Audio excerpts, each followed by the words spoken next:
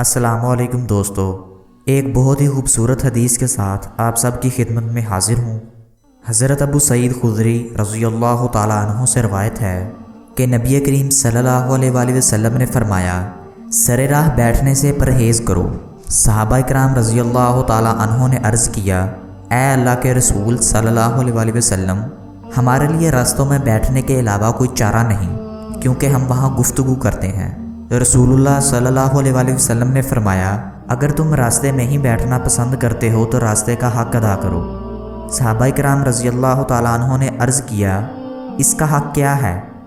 تو آپ صلی اللہ علیہ وآلہ وسلم نے فرمایا، نگاہ نیچی رکھنا، تکلیف دہ چیز کو دور کرنا، سلام کا جواب دینا، نیکی کا حکم دینا اور برائی سے روکنا۔ میرے ہم عزیز دوستو، اس حدیث کا مقصد صرف اتنا ہے کہ راستے میں، چوکوں میں، چوراہوں میں کچھ حضرات محفل جما کر بیٹھ جاتے ہیں۔